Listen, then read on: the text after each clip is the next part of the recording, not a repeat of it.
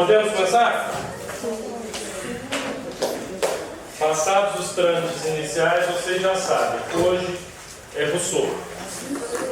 Próxima aula a gente, aliás, aviso que eu tenho que dar para vocês, dia 24 provavelmente eu trarei um colega meu aqui para dar aula junto comigo, para conduzir aquele debate a respeito sobre como a filosofia do período moderno influenciou a gente. E ele está trabalhando exatamente a respeito daquilo que eu chamo de paradigmas fundantes do Estado. Então, dia 24. Eu tive que aproveitar a agenda dele, ele estava previsto para ele final, mas não dá porque ele está fazendo doutorado na Argentina, então ele tem que ficar viajando. Então, eu tive que aproveitar enquanto ele está na instituição. Bom, aula de hoje Rousseau, a próxima Kant, e aí, com sorte, não sobra muita coisa para a gente falar do período moderno. Para variar, eu começo com a biografia dele, né? Vocês já devem estar cansados disso, mas o importante, nós falaremos do estado de natureza de acordo com Rousseau, que é bem diferente do estado de natureza que é postulado por Hobbes e Locke. A visão dele é divergente em relação aos dois. O conceito que ele dá de contrato social, porque, embora ele não seja o primeiro a falar que a sociedade se estabelece por um pacto, ele é quem efetivamente faz com que o termo contrato social fique consagrado na história da filosofia. Outros já tinham dito, mas ele faz a coisa ficar conhecida. A definição que o Rousseau dá do que é vontade geral, que é importantíssimo para a teoria política dele, a questão da soberania, a visão dele sobre propriedade e o que ele nos fala a respeito de democracia direta. Então, alguma dúvida a respeito dos tópicos, estão um pouco diferentes do planejamento que eu passei para vocês. Então deixa eu ver. Diferente da grade, daquela linha? Um pouquinho diferente. Eu achei isso aqui mais produtivo, fica aqui do lado. Bom, este é Rousseau. Ele nasceu em Genebra, na República de Genebra. Na época era uma república independente, hoje em dia fica na Suíça. E ele se tornou famoso como escritor, filósofo e compositor. Isso é interessante, porque poucos são os filósofos músicos na história da filosofia. Ele efetivamente escreveu várias óperas, 7. 2 ficaram famosas. E ele viveu durante muito tempo na França, entre 1742 e 1762. É por isso que muitos falam que Rousseau era um filósofo francês. Não, ele não era francês, ele era suíço. Ele era de Genebra. Mas ele ficou consagrado como se fosse um filósofo francês, porque ele viveu 20 anos na França. Inclusive, ele está enterrado na França. A tumba dele, pelas fotos, pelo menos, que eu nunca fui lá, é algo particularmente bonito. E ele está de frente ao Voltaire. A tumba dele de um lado, a do Voltaire do outro. Enfim, o interessante é que ele foi obrigado a sair da França devido à perseguição religiosa. A obra principal que ele escreve, essa aqui, que eu passei para vocês, o Contrato Social, ela irritou bastante a igreja da época. A igreja colocou a obra no índice de livros proibidos, mas muito antes disso já estavam fazendo duras críticas ao Rousseau e já o estavam perseguindo politicamente. Não só a igreja, mas muitas pessoas que foram afetadas pelas visões políticas dele também o estavam perseguindo. Então ele foge e se exila na Inglaterra, a convite de outro filósofo, David Hume. Talvez vocês tenham visto a introdução à filosofia. Eu não passo na filosofia política porque, para o pensamento político, ele não é tão relevante quanto os outros. Eu optei por colocar no programa. Mas o Hume fala, olha, vem para cá e tal, você continua escrevendo aqui. O problema é que isso causou uma série de transtornos psicológicos no Rousseau, então quando ele chega a se exilar na Inglaterra, ele passa a sofrer de paranoias e fantasias de que havia pessoas tramando contra ele, começou enfim, mania de perseguição. Então quando ele volta para a França, ele já está com uma saúde mental bastante frágil.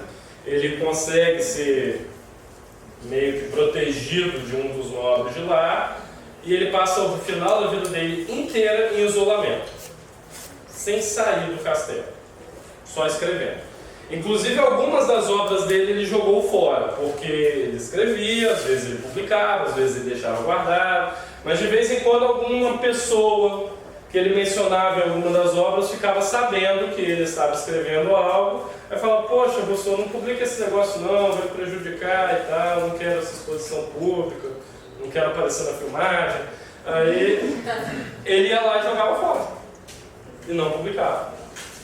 Então muitas coisas que ele escreveu não sobraram manuscritos no final da vida dele, nesse período de isolamento. Outras não só sobreviveram, como foram publicadas. E a partir daí a gente consegue traçar uma boa biografia dele. Rousseau é um dos filósofos que tem uma das biografias mais bem estabelecidas. Porque ele escreve inúmeras cartas, ele escreveu uma autobiografia também, chamada Confissões. Então, nós sabemos um bocado sobre a história dele. Esse quadro, diferente da maior parte das esculturas e quadros que eu mostro para vocês, foi pintado quando ele ainda estava vivo.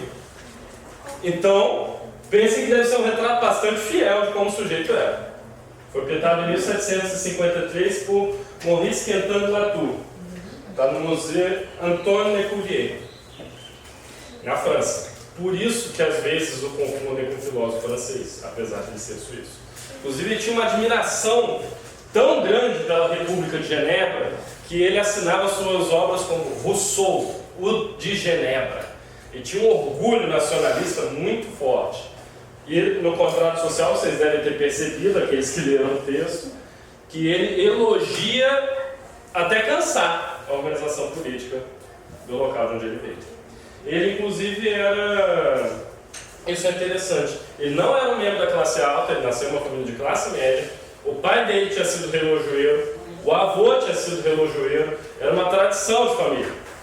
Só que ele era um membro da classe média votante, porque nem todos tinham direito a voto na República de Genebra. Mas ele era um dos poucos membros da classe média que podia tomar parte da vida política da cidade. E ele e a família inteira dele se orgulhavam bastante disso. Por que ele podia? Bom, uma série de questões processuais e legais que eu não saberia te dizer agora. Mas, por algum motivo que eu não sei, a família dele especialmente tinha esse direito de voto. Que era raro para a classe social deles. Era mais comum na classe alta. E quando ele vai para... Bom, ele tem uma história de vida bem complicada, né? Ele teve várias amantes, alguns filhos ilegítimos. E quando ele volta para a França, ele casa com um antigo amor dele, que ele abandonou quando fugiu para a Inglaterra. Mas, enfim, eu não passarei todos os detalhes, porque senão vira uma aula sobre a vida de Rousseau, mas vale a pena vocês pesquisarem caso se interessem por esses detalhes biográficos. Até para eu conseguir a resposta disso que você acabou de perguntar, que eu não sei. Perguntas. O realmente importante é que ele escreve esse livrinho aqui, sobre o contrato social, do contrato social ou princípios do direito político. Ele publica essa obra em 1742, ele tinha mais ou menos 50 anos, na época, 49, 50. E ela era parte de uma obra mais extensa, chamada As Instituições Políticas, que foi parcialmente destruída pelo Rousseau. Tanto que na introdução, vejam o que ele escreve. Este pequeno tratado é extraído de uma obra mais extensa, empreendida outrora sem que eu tivesse consultado minhas forças e abandonada há muito tempo. Ele começou a escrever, parou, ficou de saco cheio, mas enfim. Dos diversos trechos que podiam ser extraídos do que estava feito, este é o mais considerável e pareceu-me o menos indigno de ser oferecido ao público. O resto não existe mais. Selecionou a melhor parte, compôs isso aqui e jogou o resto fora. Isso era muito comum na época. O Descartes, por exemplo, ele joga um tratado dele inteiro na lareira, quando ele sabe de um determinado documento da igreja condenando certas formas de heresia. Ele pegou a obra dele, leu, epa, eu não quero ir para a fogueira não, jogou a obra dele na lareira. O Rousseau provavelmente fez a mesma coisa. Ele, olha, isso aqui não está legal, vou tirar só a parte que está boa e vou jogar o resto fora. E o que sobrou foi o contrato social. Essa página é do original, de 1762. Ele está no museu na França. O original, a primeira página. Embora a assinatura não seja dele. O tema central do contrato social é como se estabelece uma comunidade política em face dos problemas da sociedade comercial. E a sociedade comercial mercantil, enfim, ela já tinha uma série de problemas que o Rousseau já tinha abordado em uma obra anterior, chamada Discurso sobre a Origem e os Fundamentos da Desigualdade entre os Homens. Então, é parte de uma pesquisa muito mais ampla. Ele começa escrevendo o discurso sobre a origem da desigualdade, que é a forma como a maior parte das pessoas conhece essa obra, embora não seja o título completo, e aí ele decide, não, vou escrever um tratado maior. Ele começa a escrever as instituições políticas, não fica satisfeito com o resultado, separa uma parte aproveitável, joga o restante fora, e essa parte aproveitável é o contrato social. E de tão aproveitável, o deixou aí famoso 300 anos depois, nós ainda estamos estudando que o cara se tem. Bom, quase 300. Dúvidas? Observem o seguinte, ele é também um dos fundadores das concepções de Estado que nós conhecemos hoje. Ele também é um filósofo contratualista. Isso tudo que a gente vê por aí também é culpa dele. Vocês podem botar na conta do Hobbes, do Locke, do Rousseau, de toda essa turma. Mas ele já estava a par das desigualdades sociais causadas pelo tipo de atividade econômica que era praticada.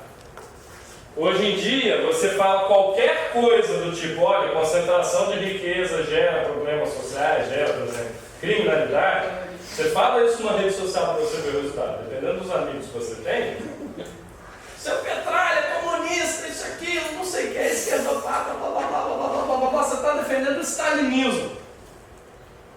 Cara, o Rousseau falou isso, nem era contra o livre comércio. Locke falou isso, é um dos fundamentadores do capitalismo. Hobbes falou isso, então acho que a consciência crítica das pessoas anda embaixo. É até por isso que a gente tem que se dedicar tanto a estudar política, para perceber esses maniqueísmos, como eles são rasos e tentar evitá-los.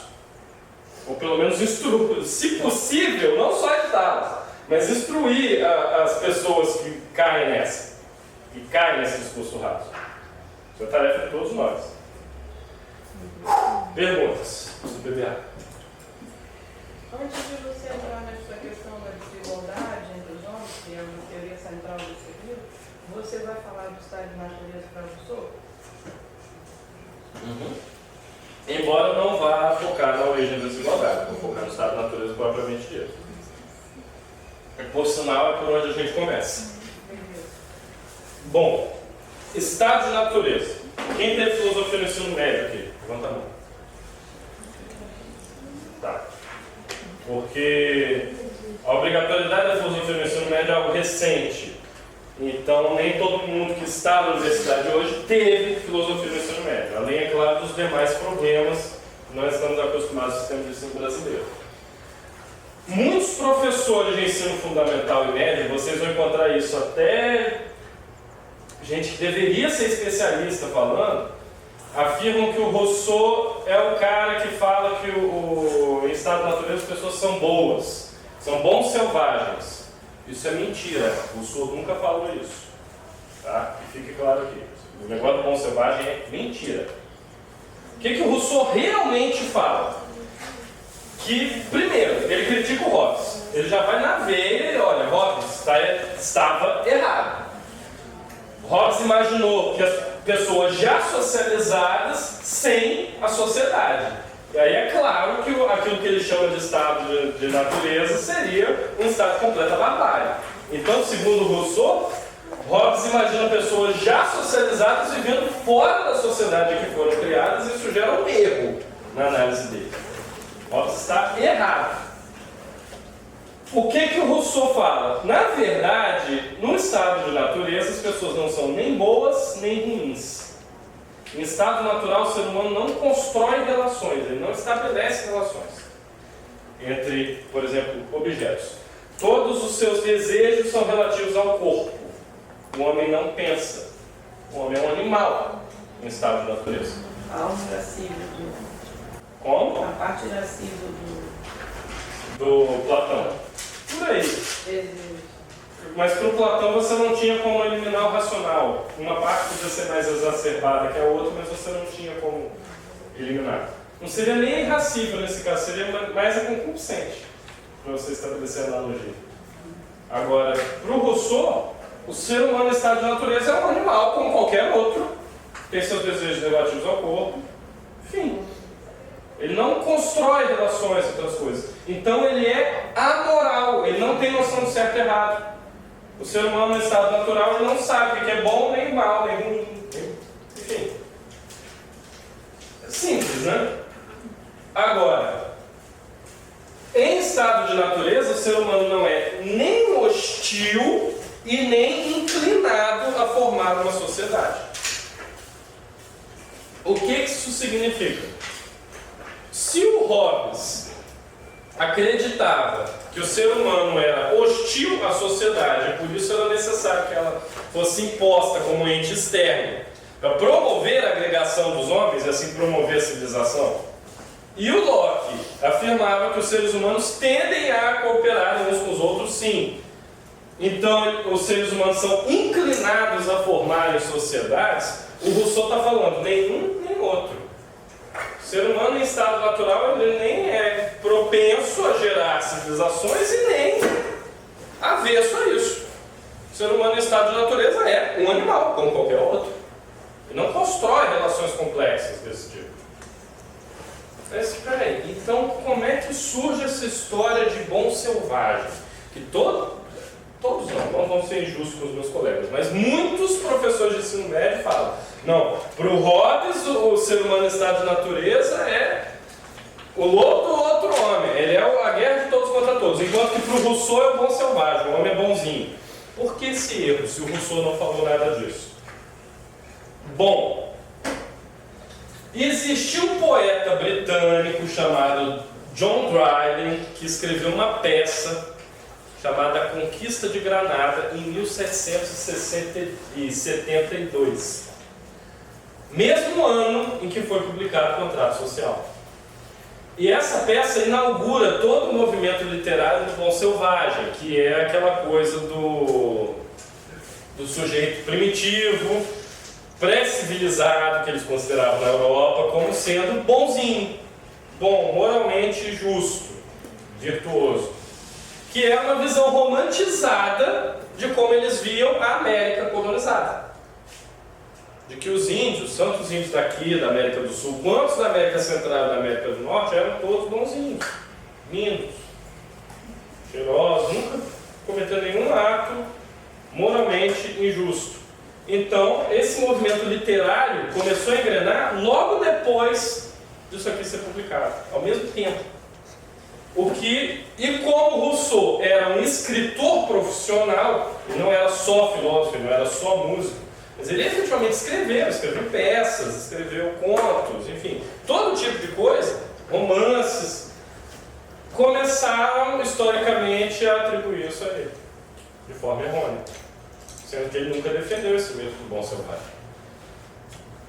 Na verdade, o que o Rousseau escreve é que a moralidade ela não é uma construção social, ela é natural. Natural no sentido que ela é inata, ela já está dentro da gente.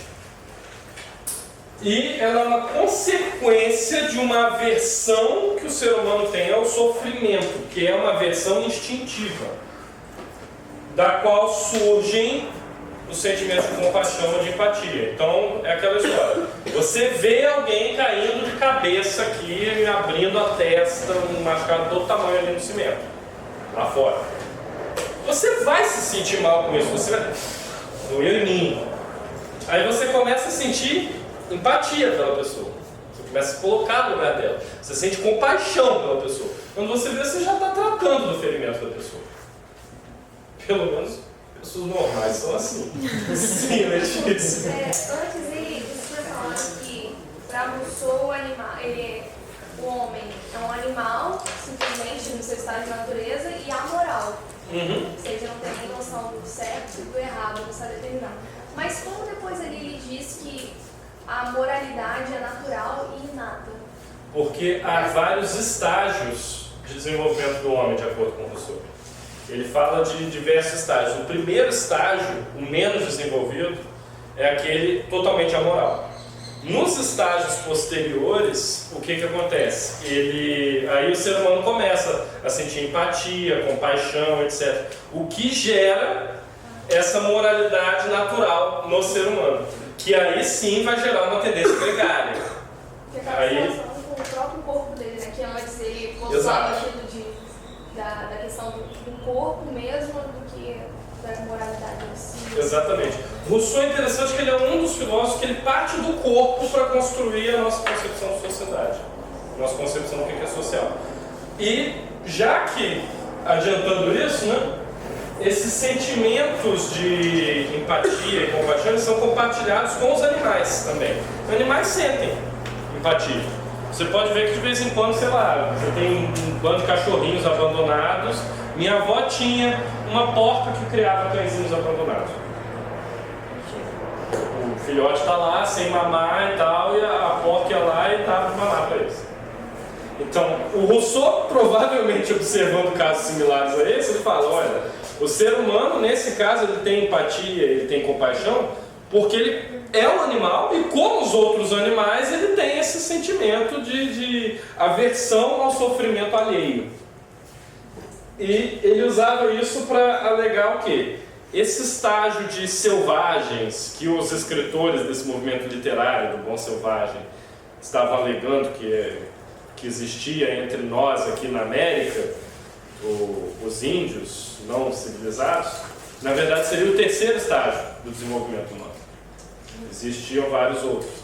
E por que para o Rousseau isso era bom? Aí que tá, ele fala que é bom sim, o estágio pré-civilizatório, mas ele não romantiza o estágio pré-civilizatório. Ele fala que ele era o melhor grau de desenvolvimento humano porque não está nem naquela animalidade total, bruta, na qual não se constrói relações entre as coisas, e nem numa sociedade decadente, como eram as sociedades europeias da época. Então ele fala, olha, essa coisa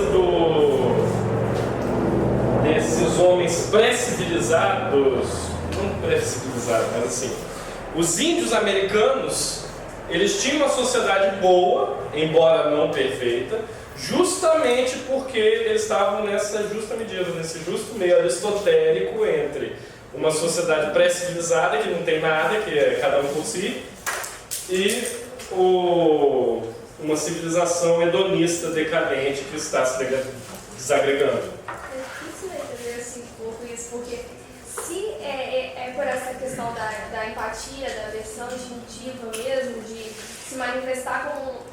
Você deu o exemplo das porquinhas alimentando os cães. Ela, às vezes, não está nem fazendo isso por empatia, mas sim por uma necessidade de alguém, independente de se é da mesma espécie ou não, precisa ser alimentado. Instinto, né? Nem pela questão mesmo de sentimento ou relação de compaixão, alguma coisa assim. Então, se existia essa forma primitiva...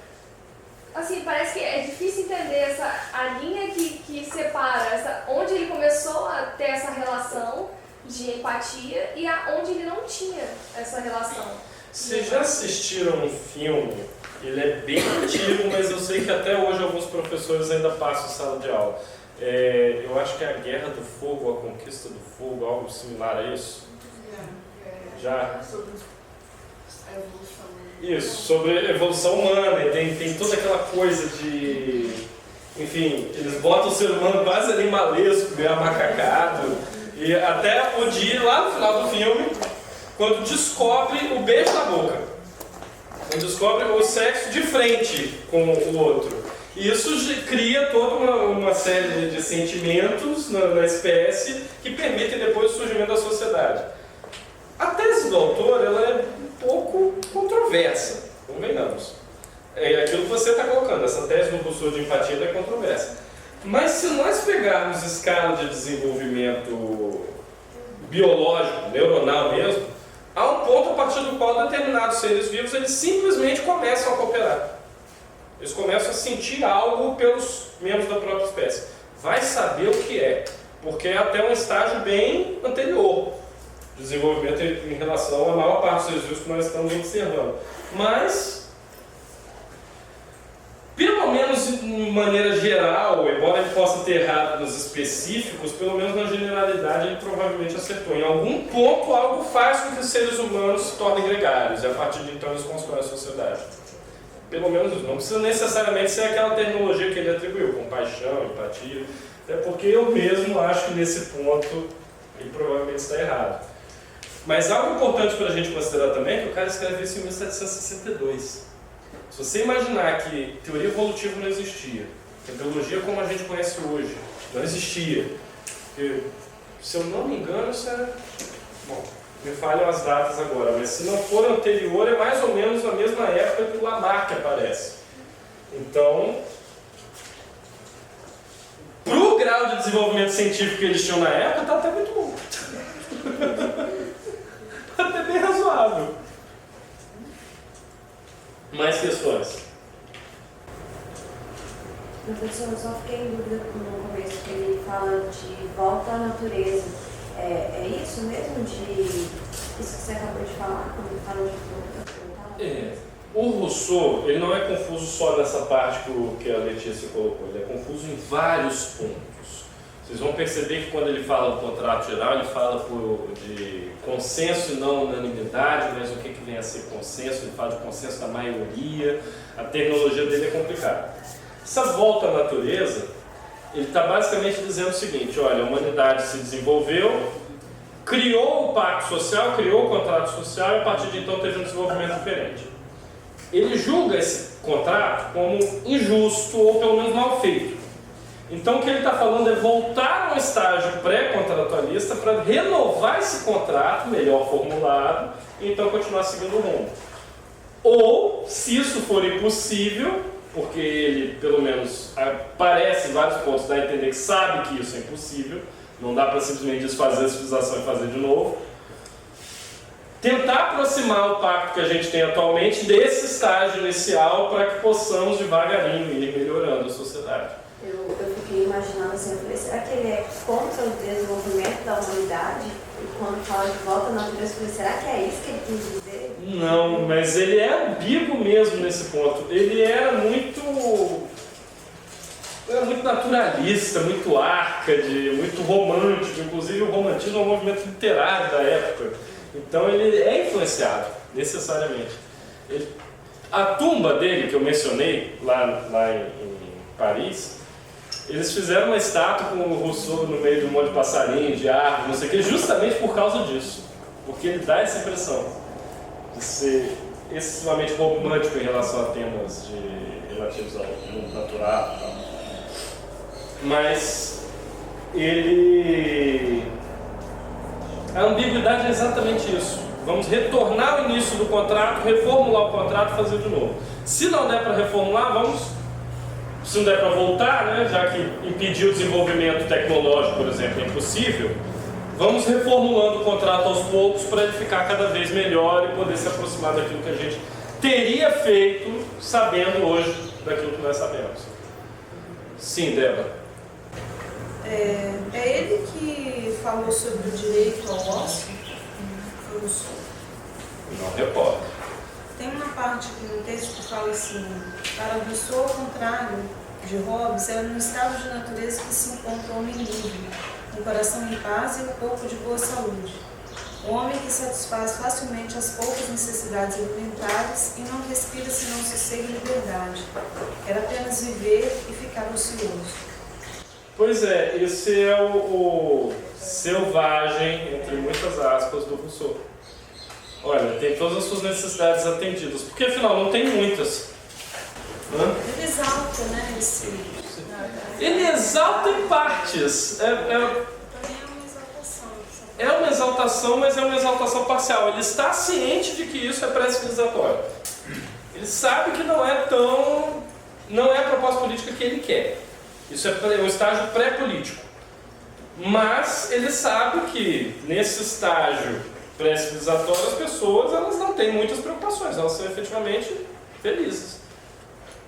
Agora, ele não só considera isso como pré-político, mas também pré-moral. Porque as pessoas estão meramente atendendo seus desejos, suas necessidades. Então elas não têm noção de certo e errado, justo e injusto, bom e mal. Então para ele é pré-moral e pré-político. Aí é que entra a dificuldade de interpretação. Porque que todo professor de ensino médio vira e fala: ah, não, Rousseau fala do bom selvagem. Peraí, segura tua onda, não é tão bom selvagem assim. O movimento literário do bom selvagem, ele afirma que o selvagem ele é bonzinho, ele é efetivamente bom, justo, moralmente correto, virtuoso. Quem lembra das fases do romantismo aí na literatura brasileira? Tem uma fase que é indigenista. Tudo um índio. Pois é. É exatamente isso, é inspirado no bom selvagem. Agora, para o Rousseau, peraí, eles não têm noção de certo e errado. Eles são felizes, porque eles não têm noção de certo e errado, eles não têm essa preocupação. Então, para ele, o bom selvagem não é bom, ele é selvagem.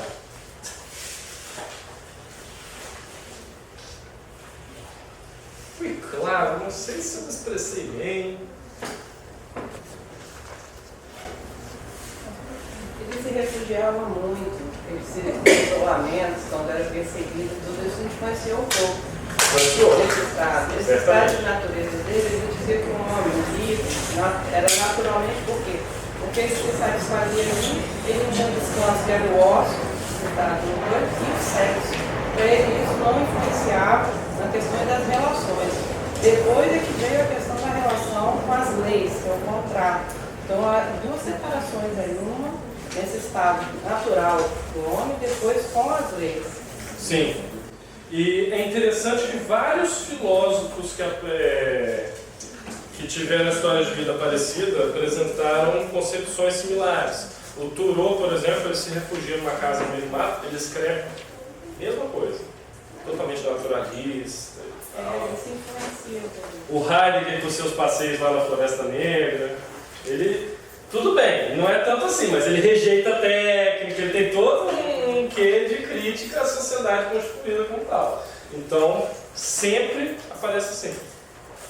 Freud, com o mal-estar na civilização, toda aquela questão, peraí, estão produzindo civilização para quê? Nós estamos produzindo barbárie. E vem cá, e as neuroses se originam desse comportamento social. Freud era um adepto de longas caminhadas pelo bosque. Então, Não tem tempo para nada, a sociedade dura. pois é. Eu confesso que eu não na mesma linha também.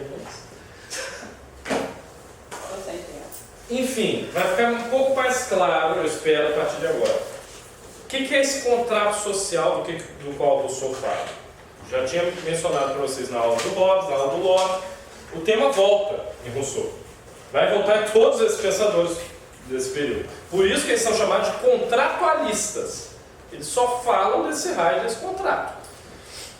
Então, você tem o estado de natureza, esse estado no qual o ser humano não constrói relações, ou se constrói, são relações muito limitadas, e você tem o estado cívico, que é esse que nós estamos. Nós temos leis, magistraturas, representantes, etc. E o contrato social é o que divide um do outro. É o que divide o estado de natureza do estado cívico. Então pensem no desenvolvimento humano como uma linha do tempo. Em algum momento nós saímos das cavernas e construímos o Estado. Como? Nós criamos esse raio desse contrato social aí do qual estão falando. Só que, para Rousseau, o estado de natureza, esse estado anterior ao contrato social, ele é uma condição primitiva, não tem lei, não tem moralidade, aquilo que eu falei, não é bom nem ruim. Só que ele é abandonado porque as pessoas começam a entender os benefícios da cooperação. Cooperar com seu coleguinha te traz benefícios, é vantajoso. E isso passa a se tornar uma necessidade. Em alguns casos você não consegue fazer certas coisas sem cooperação. Tenta construir uma ponte, que seja uma ponte de galhos, sem alguém para te ajudar. Você não vai conseguir. É muito difícil. Você pode até conseguir, mas vai demorar tanto que ela pode se tornar inútil. Então, a necessidade de cooperar faz com que nós abandonemos essa condição primitiva. E à medida que a sociedade se desenvolve, começa a surgir a divisão de trabalho, começa a surgir a propriedade privada, e aí nós precisamos de quê? Leis, instituições legais que regulamentem a propriedade privada e a divisão do trabalho. Então, nesse sentido, o Rousseau está bem próximo do que o Platão está falando. Olha, as pessoas começam a cooperar para suprir suas necessidades e tal. Eu cacei um bicho, alguém me ajuda a tirar a pele, enfim. Aí, lá pelas tantas, a gente descobre que cooperando faz o serviço melhor. Então, nós fazemos a divisão do trabalho. Fulano se especializa em uma coisa, eu me especializo em outra, o outro, terceiro lá se especializa em outra. E aí, com a divisão de trabalho, começa a surgir propriedade. Porque, olha, se eu estou arrancando o couro lá do bicho, eu preciso, sei lá, da minha faca para fazer isso. Se o fulano de tal lá é quem cozinha o bicho, eu preciso da panela dele. E aí surgem normas, leis. Para quê? Para regulamentar essa divisão de trabalho, essa propriedade privada. É assim que surge o contrato social. A partir dessas primeiras instituições legais, regulamentando a cooperação. E, interessante, a fase degenerada, a qual toda a sociedade está fadada a chegar depois de um determinado estágio de desenvolvimento, ela se caracteriza por ser o oposto dessa fase inicial. Se na fase inicial, quando estamos estabelecendo o contrato ainda, nós estamos cooperando uns com os outros, nessa fase degenerada da sociedade, nós estamos em frequente competição uns com os outros, apesar de estarmos progressivamente mais dependentes uns dos outros. O Rousseau via isso como uma contradição em termos. Olha, nós estamos tão dependentes do restante da sociedade, ninguém aqui consegue viver isolado, viver sozinho, mas ao mesmo tempo estamos em frequente competição, permanente competição. Como pode? Tem algo errado. Alguma coisa saiu errado no meio desse processo. Então, se vocês imaginarem, está aqui o processo histórico. Momento T0 e a linha do tempo, tal. Em determinado ponto, ser humano primitivo, que não constrói relações e tal, também não coopera, só atende os próprios desejos do povo. Então, pum, contrato social. Contrato social ou Counter-Strike, se vocês preferirem, CS. E a partir dali a sociedade tem outro desenvolvimento. Aqui nós temos o estado de natureza e aqui nós temos o estado cívico ou civil, que é a sociedade política organizada. O que o Rousseau diz é, a partir do momento que nós nos tornamos tão dependentes que passamos a competir,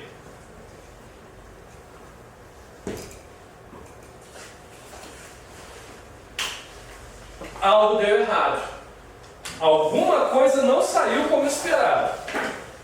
Então, eu vou colocar na caneta azul, mas é melhor usar a preta. Qual que é a alternativa? Voltar para cá, reformular esse contrato e tentar seguir adiante de novo. Para corrigir esse erro. Porque não é possível estarmos dependentes e ainda assim em permanente competição, permanente conflito. E é aqui que ele coloca a crítica dele ao Hobbes. Olha, o Hobbes imaginou pessoas já civilizadas, já nessa lógica de competição, sem a sociedade. É claro que ele vai imaginar a barbárie completa. Mas não foi assim. O ser humano não competiu desde o início, ele não competiu sempre. Isso é algo que as sociedades decadentes fizeram com o ser humano, essa lógica de competição. Nós precisamos eliminar a decadência, o ser humano volta a cooperar.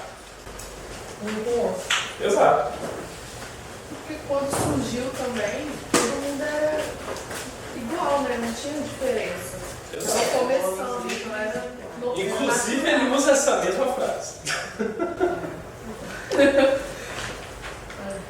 Está perdido em algum ponto do texto que eu não saberia citar agora, mas ele utiliza exatamente isso. Olha, todos somos iguais, então que outra alternativa temos? Quando ele volta ali da competição para o contrato social, isso quer dizer que a sociedade degenerou para depois recomeçar.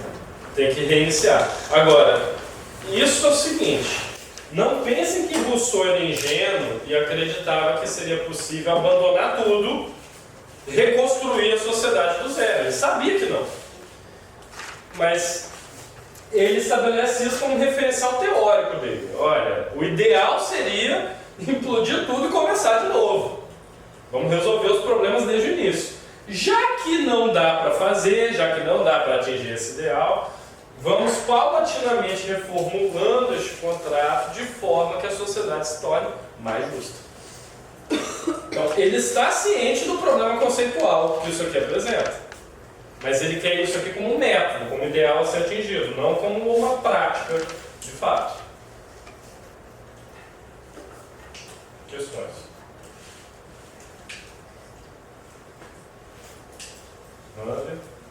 Lembrei de Marx, alienação. Não, esse comunistinha do Rousseau, terrível. O Marx ele tem uma profunda influência de Rousseau. Profunda.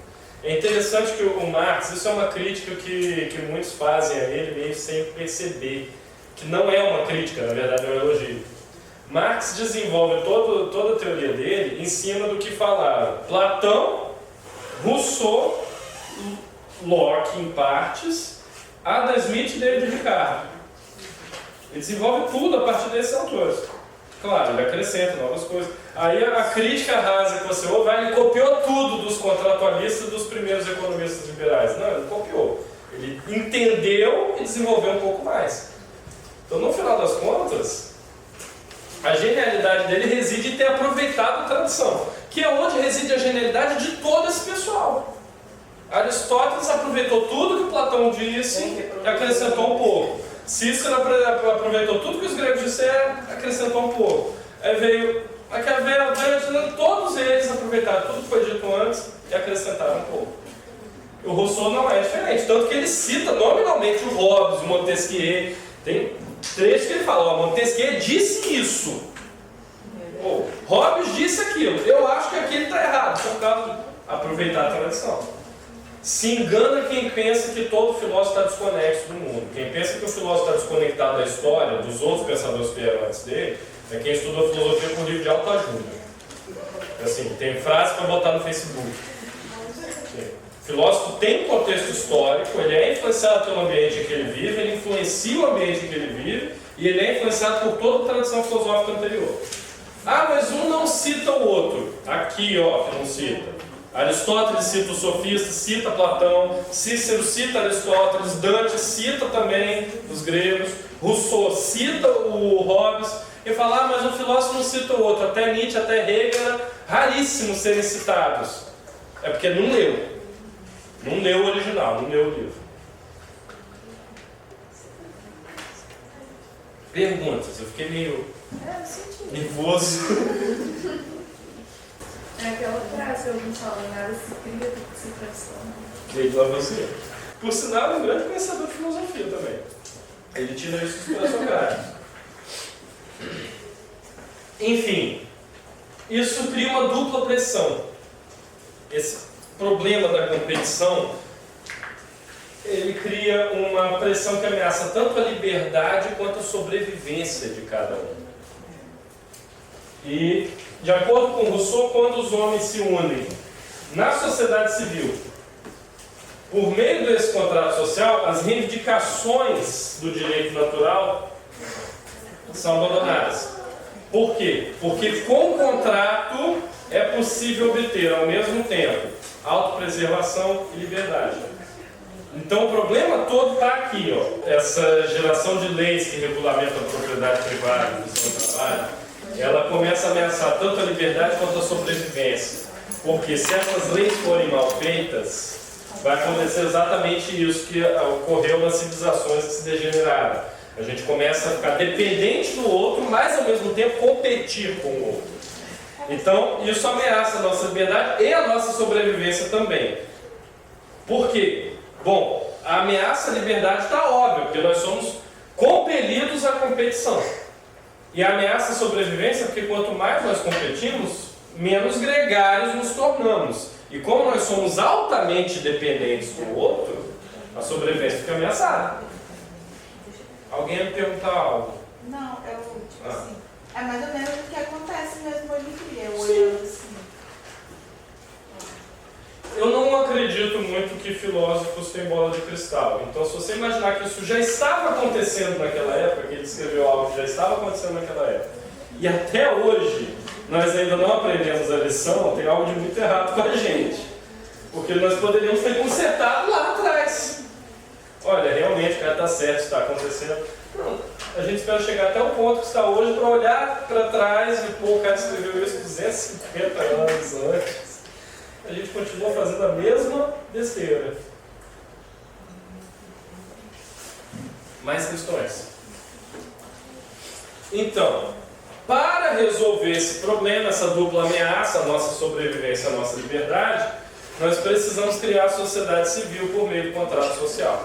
Só que aqui ele já está falando de outro contrato social, um contrato social bem feito, através do qual nós abandonaríamos a nossa reivindicação ao direito natural, todas as nossas reivindicações, para quê? Para obter autopreservação e liberdade. Aqui ele não está discordando nem do Hobbes nem do Locke, ele está dizendo, ok, todos nós vamos ceder um pouquinho de poder para o Estado, para, cedendo um pouquinho desse poder, conseguirmos criar uma vida harmoniosa uns com os outros. Fim. Simples. Só que, aí entra a tal da vontade geral. Isso só seria possível através da submissão de cada indivíduo à vontade geral do povo como um todo. Por quê? Porque essa vontade geral garante que nenhum de nós individualmente será submetido à vontade de outro individualmente, de um terceiro. E isso assegura que nós sempre vamos obedecer a nós mesmos. Por quê? Porque coletivamente nós somos autores da lei. Essa parte é super confusa. Tudo bem se vocês não entenderam. Basicamente é o seguinte, ao instituir o contrato social, nós instituímos as instâncias deliberativas. Então nós acabamos por criar aquilo que o Rousseau chamou de vontade geral. O que é essa vontade geral? Ela é a garantia de liberdade nossa, ela funda o pacto social. Ela está sempre atrelada ao bem comum, ao interesse comum. Por quê? Porque tanto o bem comum quanto o interesse comum, ou qualquer outro nome que vocês queiram chamar, ele se funda em algo que se sobrepõe às vontades individuais. Então não tem, quando você pensa no bem comum, eu quero isso. Não, o melhor para o grupo é isso. Eles fizeram um experimento em relação a isso no início da aula, quando a gente estava debatendo, antes de começar. Vocês estavam falando da vontade geral, olha, nós enquanto grupo e tal, não sei o quê. Só que, havendo vontade geral, eu tenho que me submeter à decisão do grupo. Mas como eu faço parte do grupo, eu posso opinar, eu posso votar, etc., então também é a minha vontade. Então, com a vontade geral, eu estou submetido à minha própria vontade, não à vontade dos outros. É uma parcela da minha vontade, que emana, é aquilo que na filosofia a gente chama de fenômeno emergente. Professor, mas aí você começa a desigualdade também, porque você falou no início, poucos poderiam votar, ele era um desses poucos.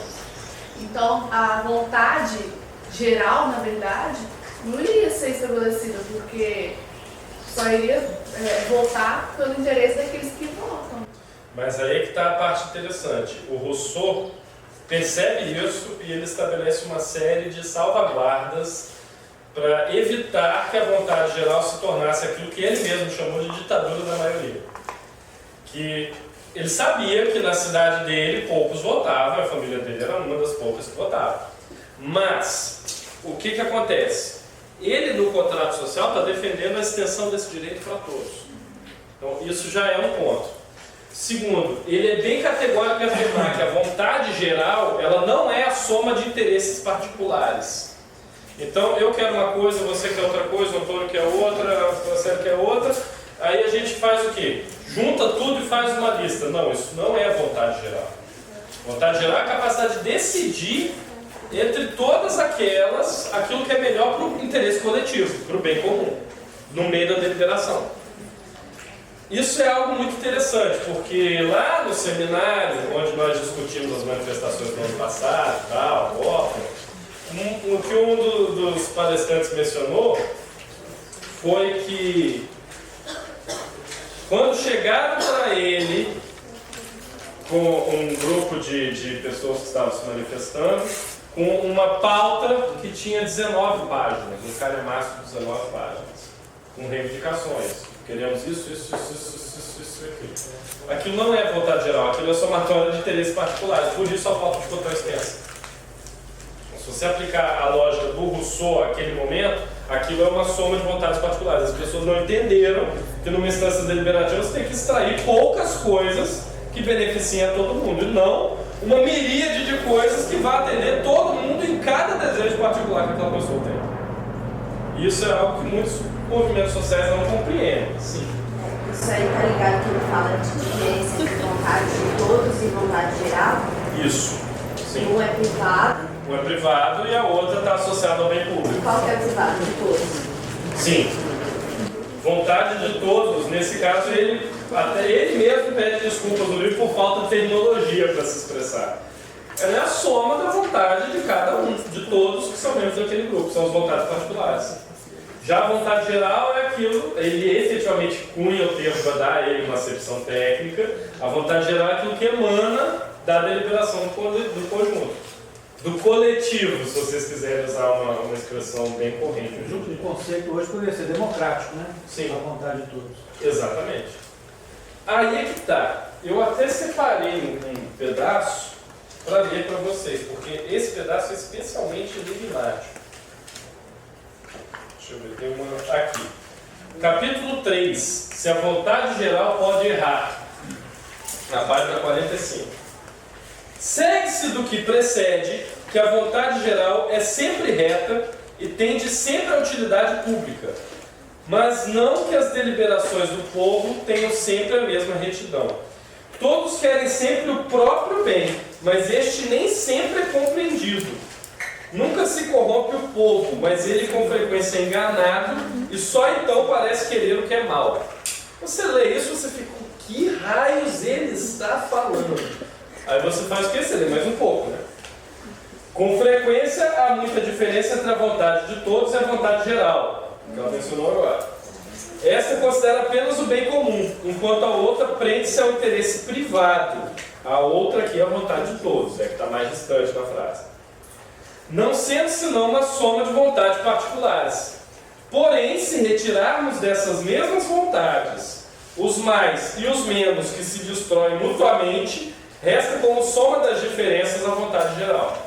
Aí vocês viram para mim e falam, não, Davi, eu ainda não entendi o que ele está falando. Aí tem a nota de rodapé do próprio Rousseau. NA quer dizer nota do autor. Então foi ele que escreveu isso. Cada interesse, diz o Marquês d'Argenson, tem princípios diferentes. A concordância de dois interesses particulares se forma por oposição de um terceiro. Ele poderia ter acrescentado que a concordância de todos os interesses se forma por oposição ao de cada um. Se não houvesse interesses diferentes, mal se perceberia o interesse comum, que jamais encontraria obstáculo. Tudo marcharia por si, a política deixaria de ser uma arte. O que ele está dizendo? Olha, no meio daquela confusão de cada um querer o que é melhor para si, a gente tem que tentar extrair, tem que poderar os excessos, tem que podar, lapidar as coisas, extrair algo que seja bom para todo mundo. Isso é vontade geral. Então, mas espera aí, a vontade geral pode errar? Ele diz, não, porque se o debate for bem feito, a gente vai extrair algo que seja bom para todos. O povo pode errar, o povo enquanto massa, enquanto grupo, pode errar sim, porque ele pode ser manipulado. Mas quando o povo erra, isso não é a vontade geral. Aí é que está, ele salvou o conceito dele. Vontade geral é quando é o bem comum. Então, aí entra o que o Rubens falou, é a democracia? Sim, é a democracia. Por quê? Bom, todo mundo vota, mas se o povo faz uma escolha ruim, o Rousseau não considera isso vontade geral, ele considera que o povo se equivocou. Mas a vontade geral, ela não erra. Seria perfeito para eles esse estado se a vontade coincidisse com a vontade do povo. Sim. Aí seria um estado perfeito para ele. Exatamente. Mas a vontade do povo é uma coisa, a vontade geral é outra. Porque a vontade do povo pode ser soma de interesses particulares. Agora o filósofo Pelé falou outra coisa, né? A vontade do povo é a vontade de Deus. Vox populi, vox dei. A vontade do povo normalmente em relação a ele é muito elogiosa, né? Prefiro o Romário. Bom. Antes ou depois da política? Oi? Outro ponto importante. A vontade geral ela se baseia em consenso da maioria. O que ele chama isso? Não é unanimidade, é consenso. Não, peraí, como é que pode existir consenso da maioria? Consenso não engloba todo mundo? Não. O que o Rousseau chama de consenso da maioria é outra coisa. Nota de rodapé na página 43. Para que uma vontade seja geral, nem sempre é necessário que ela seja unânime, mas é necessário que todos os votos sejam contados. Qualquer exclusão formal rompe a generalidade. Então, na verdade, a gente tem um grupo de 100 pessoas. A gente vai contabilizar os votos de cada um e extrair daí o que o pessoal acha. Digamos que 53 votaram a favor de uma determinada proposta. E os outros se dividiram em diversas outras propostas. Porque 53 foram maioria. O Rousseau chama isso de consenso da maioria. Porque a maioria dos membros de um corpo deliberativo obteve consenso em relação a algo. Ah, mas foi unânime? Não, não foi unânime. De 100, 53 consensuaram com algo. Consensuar é assentir. Consentir.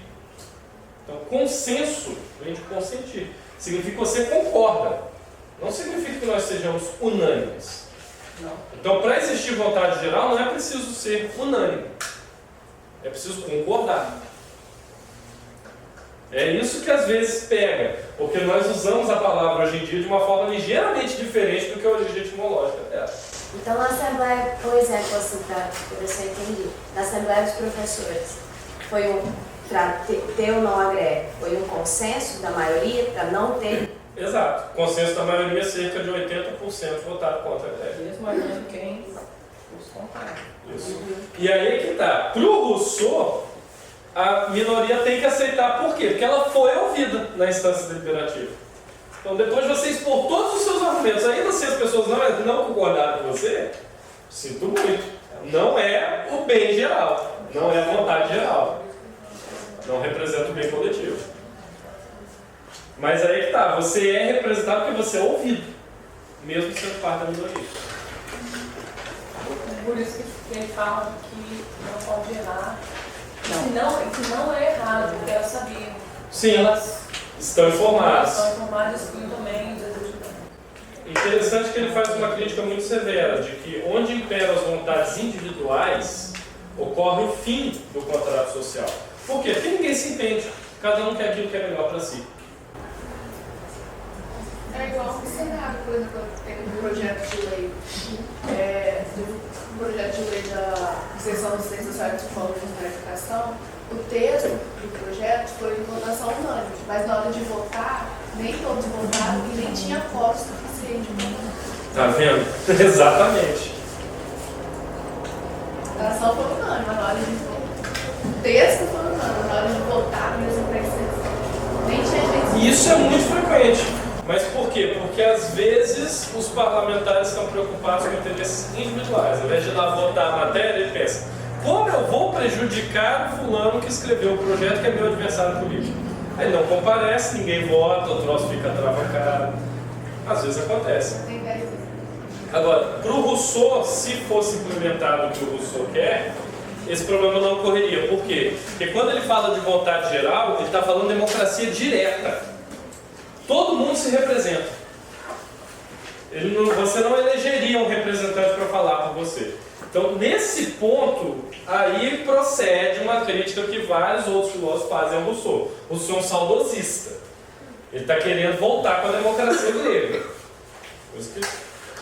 Já tinha deixado de acontecer há muito tempo, justamente porque com o aumento da população, ela deixa de funcionar. Quanto maior a população de um país, de uma cidade-estado, de uma nação, o que quer que seja, menores as possibilidades de democracia direta, porque você vai ouvir todo mundo. Vamos ouvir os 200 milhões de brasileiros a respeito de reforma política. Não dá. É inviável. Mas é inviável na prática, não temos ferramenta para isso.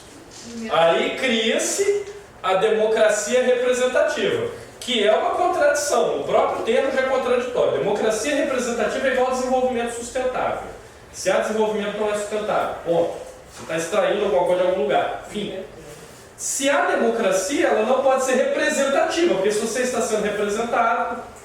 Então, mas, como nós adoramos essas distorções teóricas que criam termos esdrúxulos, tipo... Na verdade é renúncia, né? Oi? Não é representativa, é renunciativa. Renunciativa, muito bom. Democracia é renunciativa.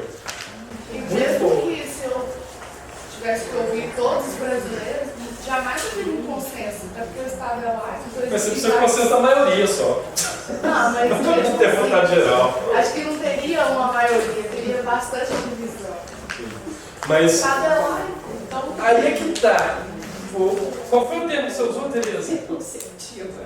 Renunciativo. Nós efetivamente renunciamos parte dos nossos direitos políticos, damos para alguém que vai lá e vai exercer a política para a gente. E aí, quando ele não exerce a política do jeito que a gente quer...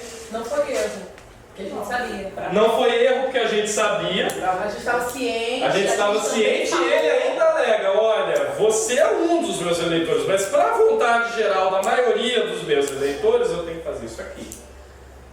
Então, isso aqui gerou um problema quando nós inserimos o sistema representativo. A ideia do Rousseau é linda, desde que fosse democracia direta. Se nós abandonamos esse conceito essencial para ele, passou a dar errado. E aí todo mundo fala, ah, Rousseau estava errado. Não, ele não estava errado, você fez errado com a ideia dele. É a mesma coisa. Platão não estava errado, Aristóteles não estava errado, Marx não estava errado, nenhum deles estava errado. A gente que fez errado com as ideias que eles deram. Nós erramos a botar em prática. Qualquer um deles, se vocês olharem a teoria aqui bonitinho, funciona. Lindo, perfeito. A gente não faz. Na prática, a gente...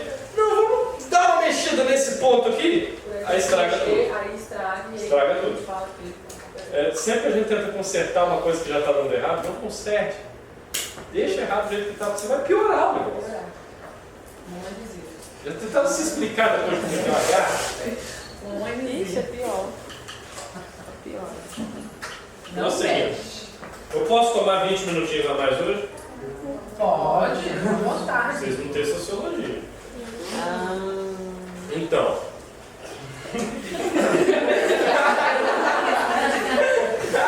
Quem te contou? Vocês! Cara. Vai lá, professor, pode ir. Coitado, o doutor tá passando mal.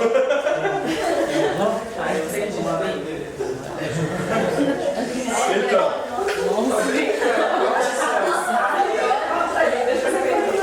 Voltando, é óbvio que com isso o Rousseau também vai abordar um conceito de soberania. O que ele quer dizer? Olha, já que é a vontade geral que cria as instituições políticas, já que é a vontade geral que cria as leis emanam da vontade geral do povo coletivamente constituído, então é o povo que detém a soberania de um Estado, de uma nação. Então, é no povo que reside aquele conceito de soberania, não é naquele que está executando as ordens. Aquele cara é meramente um funcionário. Que representa. Então, não é o soberano. Aqui tem uma crítica ao Baudin, ao Hobbes, ao Dante, a toda essa galera. Não é o manda-chuva que é o soberano, não é ele que detém todos os poderes, é o povo. Porque a vontade geral, ela sai de meio do povo, ela emana do povo. Então, a soberania, ela é inalienável. Por quê? Porque a vontade não pode ser transmitida. Você não pode transmitir a vontade geral para outro. Porque a vontade geral, ela sai daquele coletivo. A soberania é indivisível. Por quê? Porque a vontade é geral. existe, ou ela é vontade do povo, ou é vontade de só uma parte dele. Então ela não existe. Então a soberania ela é indivisível. Por quê? Porque a vontade ou é geral ou ela não é. E se não é geral, não é soberania. E a soberania ela é infalível. Por quê? Porque ela sempre reflete o bem público. Porque a vontade geral é porque é melhor para todo mundo. Porém, as deliberações do povo nem sempre seguem a vontade geral. É aquilo que eu falei. Quando o povo erra, não é vontade geral. Ele foi manipulado, enfim, se enganou, qualquer outra coisa. Mas a vontade geral não erra. É o melhor para todos. Já que é o melhor para todos, ela é inalienável, indivisível e infalível. Inalienável por ser democracia direta. Você não pode transmitir para outro. Você não pode transmitir depois que o corpo deliberativo chega a uma conclusão a respeito do que deve ser feito enquanto coletividade, você não pode transmitir essa deliberação para outro. Ela simplesmente tem que ser executada. Ela é inalienável. Ela é indivisível por quê? Porque ou é vontade geral, ou todo mundo foi consultado, ou foi consultada só uma minoria. Então a vontade geral não existe. Então a soberania é indivisível. E a soberania é infalível. Por quê? Porque a vontade geral sempre reflete o bem público. Quando o povo se engana, não é vontade geral. Isso está na Constituição brasileira. Todo poder emana do povo. Todo poder emana do povo. A soberania brasileira é ótima. Só prática que não. Eu mereci essa. Puxão de orelha. Eu mereci essa. O SUS, por exemplo, é ótimo na teoria. Mas isso é interessante, porque vários juristas, vários professores de outros países, eles apontam isso. No nosso país, a Constituição de 88 era uma das mais avançadas para ela. Um texto fenomenal. Agora está um pouco dilapidado, porque nós inserimos uma tonelada de emendas constitucionais, pervertendo tudo que escrevemos lá em 88. Mas era um dos textos constitucionais mais avançados que existia. E aí, o que aconteceu? Aí veio o puxão de orelha do país. Na prática, na teoria estava ali, tudo funcionava. Mas é verdade. Por que nós temos que inserir emendas constitucionais com medidas afirmativas para minorias? Ora, porque o direito das minorias não está sendo respeitado. Por que ele está sendo respeitado? Porque não estão respeitando aquela parte do texto constitucional que diz: todos são iguais perante a lei. Isso já está na Constituição. Mas na prática... Não somos. É princípio. Somos iguais. Sim. A gente volta lá nos romanos, né? Eles são iguais, nós somos. A gente volta lá no Cícero. Ainda que haja desigualdade entre os cidadãos, a lei tem que ser igual para todos. Forever alone. Sede leste de Brasil. Como eu ter bandada geral e ficou sozinho. Dúvidas? A gente falar uma coisa, mas vai, continua. Deixa eu olhar um negócio rapidinho. Estamos no slide 11, são 14. Acalme-se. Não, quando ele fala assim, professor, no estado de natureza, onde tudo é comum, nada devo àqueles a quem nada prometi, só reconheço como sendo de outrem o que me é inútil. Sim. Aí eu lembrei da árvore, maçã. A guerra de todos contra todos também. Ué, se me é inútil, eu não quero. A partir do momento que eu quero, eu não reconheço como sendo do outro. Ele também era influenciado.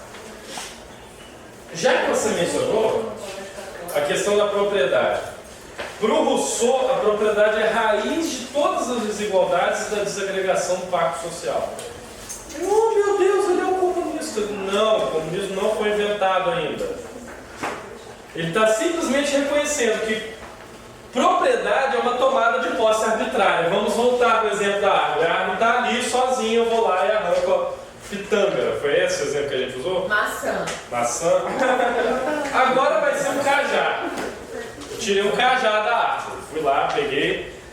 Eita. Vamos usar o Locke. Eu acrescentei meu trabalho à natureza e aquilo se tornou minha propriedade por meu trabalho. O Rousseau não reconhece isso. Ele fala que é uma tomada de posse arbitrária. Estava lá, eu peguei. Foi tomado. Totalmente arbitrário. Porque eu quis. Lembra-se daquele policial do Brasil. Porque eu quis. Então, Só que a partir do momento que eu tomo a posse, dessa maneira arbitrária, ela é transformada em direito. A posse é transformada em direito. Ela passa a ser causa do domínio de um sobre o outro. Então eu peguei a coisa.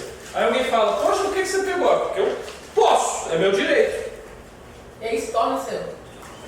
Não só isso, mas você estabelece que passa a existir direito de propriedade para todo mundo. E uma relação de poder. E uma relação de poder. Havendo direito de propriedade e relação de poder, já que toda propriedade é uma tomada de posse arbitrária, o direito à propriedade passa a ser causa do domínio de alguns pelos outros. Ou, de acordo com o próprio Rousseau, de muitos por parte de poucos, que detêm esse poder de propriedade. Isso aqui o Proudhon, quando fala toda a propriedade é um roubo, ele está se referindo ao Rousseau. Como ele justifica a aceitação do outro diante da posse? Porque se cada um pode tomar para si o que ele quer, como ele justifica? Que eu aceite que você tomou algo.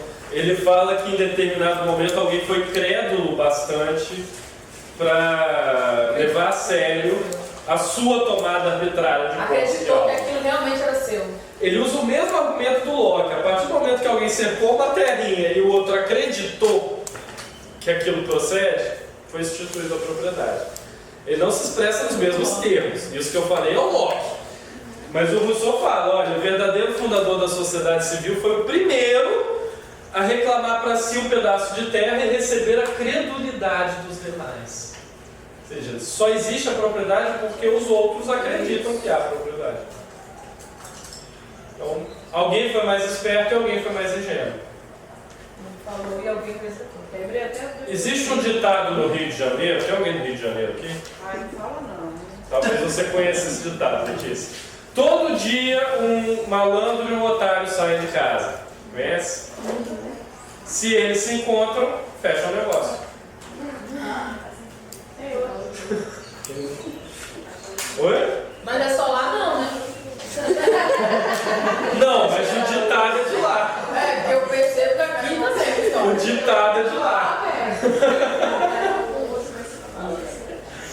Considerações de vocês. Tá acabando, tá acabando.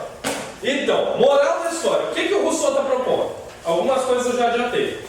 Ele está querendo reconstruir o social, sociedade, a civilização, com base no natural. Por quê? Porque no estado pré-cívico, antes do contrato social, que a humanidade encontra felicidade, abundância, igualdade, todas aquelas coisas boas. Ainda que não seja algo totalmente moral. Pode ser moral, estado pré-cívico, ou pode não ser. Por quê? Porque há diferentes estágios de desenvolvimento humano. Então, antes do contrato social, já há vários estágios. Há um estágio que é amoral e há um estágio que é moral, porém pré-contratualista, pré-civilizatório. Nesse estágio, a vida é boa. Por quê? Porque a gente tem felicidade, tem abundância, tem tudo. Igualdade. Igualdade, principalmente. Principalmente igualdade. Principalmente igualdade. Não uma desordem de instinto. Não tem competição. Tem, mas ela é muito mais limitada. Tem muito mais cooperação do que competição. Então, na verdade, o que ele está querendo? Ele está querendo que a gente reconstrua o pacto, reconstrua a civilização com base nesse conhecimento que nós temos do que é anterior ao pacto. E aí, é claro, para ele o homem natural é um homem bom, não no sentido de moralmente justo, mas bom no sentido de tão bom quanto um cachorro ou um gato seria bom, que a sociedade corrompeu. A sociedade corrompeu. Como? Com esse pacto mal feito, com esse contrato mal feito. Então a gente precisa libertar esse homem desse estado de sujeição no qual ele se encontra, desse estado de privilégios, a fim de estabelecer um novo contrato social, um contrato social que seja legítimo. Seja efetivamente legítimo. Só que, é claro, o Rousseau não é ingênuo.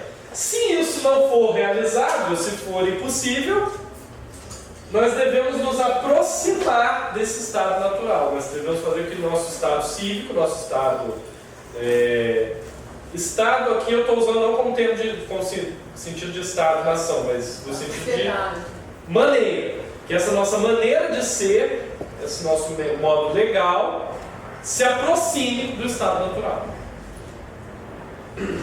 E aí, é claro, das leis naturais, daquela concepção vigente na época do que é a natureza, deve vir a inspiração para a criação de leis do Estado, da lei natural. Verdade, o pensamento dele, por mais confuso que possa parecer em alguns pontos, a moral da história é muito simples. A sociedade é injusta. Como vamos resolver a injustiça? Refazendo a sociedade. E é interessante porque logo no início ele é um pouco dramático, né? Os pensadores que escreveram na França, embora ele não fosse francês, eles são sempre dramáticos, né? Oi? Deixa eu ler um trechinho aqui só para você. Fique à vontade. No entanto, sinto que meu coração murmura e retém minha pena. Deixemos a discussão dessas questões ao homem justo que nunca falhou e que nunca teve ele próprio necessidade de perdão. A parte sobre as leis, né? Sobre o poder do legislador? É, de direito de vida e de morte. Deixa eu achar aqui. E ele está... Vai falar. Ele está falando de Deus? Jogou a responsabilidade para... Não, joga a página para mim. 52. 52? É. Aqui. Então, você tem que ler o que está em cima. Eu li, mas no final... Com relação ao direito de indultar ou de isentar o culpado da pena estabelecida pela lei e pronunciada pelo juiz, ele compete apenas a quem está acima do juiz e da lei, isto é, ao soberano. Ora, quem é o soberano? É o povo. Mesmo assim, seu direito, nesse ponto, não é bastante claro e são raros os casos em que pode usá-lo. Então, ele começa a falar do que poderia ser uma comutação de pena, ou um perdão real, alguma coisa do jeito, ele fala, opa, melhor não escrever aqui. Meu coração murmura, eu vou reter minha pena e tal. Quer dizer o quê? Não vou escrever mais porque alguém vai usar isso contra mim. Ponto. Podia ser usado contra mim. Agora, o interessante é todo o trecho inicial desse capítulo, começa na página 50. De que maneira os indivíduos, não tendo direito algum de dispor da própria vida, podem transmitir ao soberano a si mesmo o direito que eles têm, que eles não têm? Ora, eu não posso eliminar minha vida, ele considerava isso uma lei natural. Eu tento me preservar. Como é que eu posso transmitir ao outro o direito de eliminar minha vida, se, por exemplo, me condenar à morte ou me mandar para a guerra? Então ele fala: tratado social tem por finalidade a preservação dos contratantes. Quem quer o fim, quer também os meios, e esses meios são inseparáveis de alguns riscos, e mesmo de algumas perdas. Quem quer preservar a vida às custas dos outros, deve dá-la também por eles quando necessário. Ora, o cidadão não é mais juiz do perigo ao qual a lei quer que se exponha, e quando o príncipe lhe diz é útil ao Estado que morras, vai para a guerra. Ele deve morrer, pois foi nessa condição que viveu em segurança até então. E sua vida não é mais apenas um favor da natureza, mas uma doação condicional do Estado. Então, eu estabeleci um contrato. Olha, a partir de agora eu quero que vocês me garantam segurança. Vamos criar um corpo aqui, o Estado, todos nós temos segurança ao mesmo tempo. Eu passo 20 anos com a minha vida sendo preservada por causa disso. Sempre agiram em meu benefício. Aí, em determinado momento, o Estado fala, olha, para preservar os outros 49 que estão aqui, eu vou ter que te sacrificar. Aí o cara fala, não gostei da regra do jogo, vamos mudar a regra no meio do caminho. O Rousseau fala, não, cara, você topou o contrato. Porque até aquele momento você estava sendo beneficiado, por que quando te prejudicava você quer mudar a regra do jogo? O Rousseau é bem taxativo nesse ponto. Interessante o seguinte, essa coisa do estado de sujeição, dos privilégios, da sociedade justa, como ele começa o livro. Eu passei para vocês a parte 2, não passei a parte 1. Ele começa assim: o homem nasceu livre e em toda parte é posto a ferros. A primeira frase. Logo no começo. Nós nascemos livres, em toda parte estamos acorrentados. Quem se julga o senhor dos outros não deixa de ser tão escravo quanto eles. Como se produziu essa mudança? Ignoro. O que pode torná-la legítima? acredito poder resolver essa questão. Quer dizer, ele vai tentar resolver por que nós somos todos servos. Mesmo quem julga que é senhor dos demais. Mesmo quem julga que é servo também. o dominante. Também é servo. Repete de novo a frase que eu quero anotar, por favor. O homem nasceu livre, em toda parte se encontra posto a ferros. Professor, ele vive a época, né, o momento que está acontecendo ali. Então ele sabe também que existem as transformações e as revoluções. Sim. Então, chega no final que ele mesmo percebe, que eu vejo, que é possível não existir isso. Então ele deixa aí numa deixa, né? Se não pode conseguir chegar ao ponto, pelo menos se aproxime. Porque ele está, de fato, em constante transformação. Então ele está às portas da Revolução Francesa, ele está clamando por uma revolução. Quando ele fala, olha, soberania é a vontade geral pertence ao povo. Ele está dizendo, opa, não é aquele cara lá, é o povo que tem o poder. Então, o povo sempre faz o que é melhor para si mesmo. Ele está pregando, o povo sabe o que é melhor para si, apesar daquele outro lá dizer que o povo não sabe. E ele reconhece que é praticamente impossível se não houver uma transformação. Sim. Pelo menos chegue perto. Isso é interessante. Havendo uma transformação, como que nós vamos fazer? Olha, vamos jogar tudo fora e refazer o contrato. Isso foi o que a Revolução Francesa fez. Ele morreu em 1755, a Revolução aconteceu em 1788, 89. 30 anos depois. Ele já está prenunciando a Revolução. Ele já está dizendo, olha, vamos fazer esse negócio aqui. O povo vai mostrar que ele é que manda, vamos destituir todos os contratos feitos até agora e vamos fazer um novo contrato para a sociedade ser mais justa. E foi efetivamente o que eles fizeram. Claro, com percalços no caminho, algumas guilhotinas, algumas cabeças cortadas. Isso me faz lembrar um certo país atrás. Que país será esse? Começa com Brá. Professor, Sim. então isso seria tipo os protestos que ocorreram... Fala um pouquinho mais alto que eu não estou te ouvindo. Não, então isso seria tipo os protestos que ocorreram ano passado, porque a gente estava em busca de mais saúde, mais educação. Eles fingiram que iriam fazer e tal, que iriam mudar, quando chegou na hora, acabou e não Mesma fez coisa. nada. De novo. O interessante aqui é que o Rousseau, o aspecto que eu considero mais interessante desse texto não é a coisa toda do contrato social, que é o que dá o título à obra. O que eu considero mais interessante aqui é a vontade geral. Porque mesmo quando o povo erra, bom, o povo está se autogerindo, deixa ele se autogerir. Tem um trecho específico em que ele fala, olha, mesmo quando o povo erra, é isso que o povo quer. Deixa ele. Ele está basicamente dizendo assim, olha, as pessoas que dizem que o povo não sabe o que quer, estão erradas. O povo sabe o que quer. Ah, mas e se ele estiver prejudicando a si mesmo? Deixa, que assim eles aprendem. Ele está dizendo, olha, o processo democrático é um processo de construção. Então, a gente também tem que aprender com os erros. Também temos que errar nesse processo. Vou encontrar o trecho aqui para você. Aliás, cara, procura aí o trecho que ele fala isso. Está próximo do trecho que você leu, está um pouco depois. O quê? Que tem que errar? É, a parte onde ele fala dos erros do povo.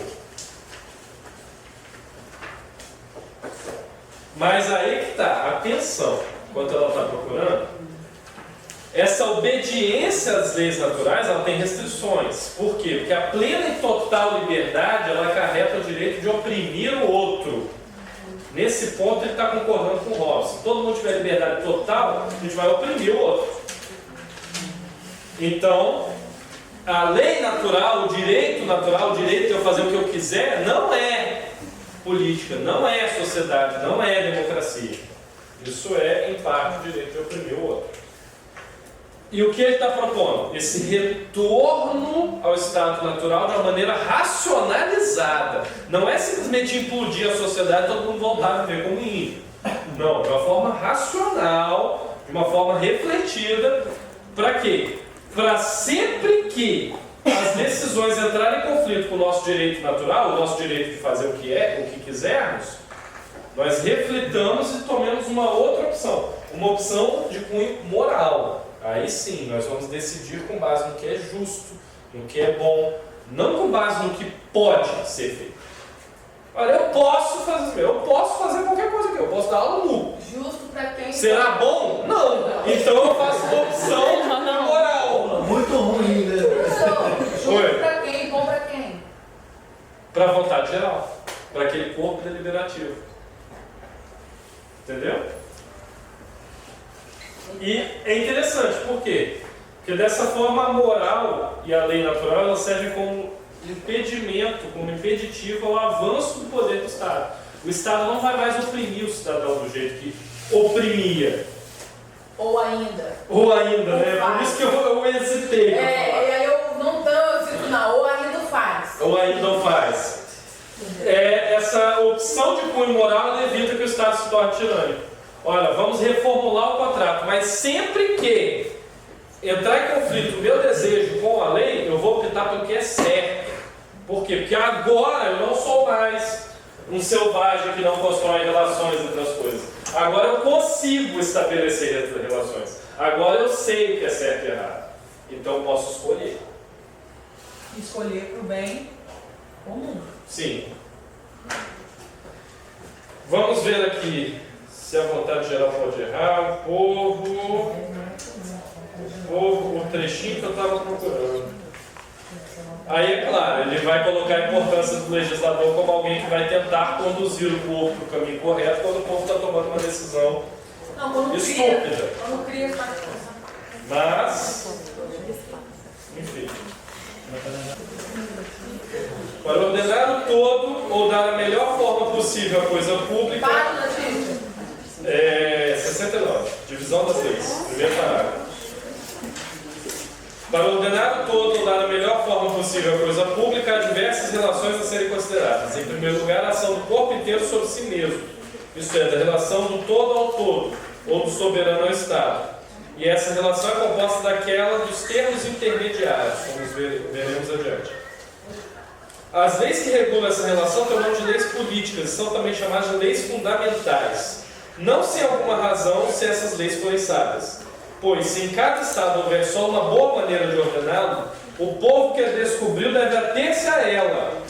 Porém, se a ordem estabelecida é má, por que se tornariam por fundamentais leis que a impedem de ser boa?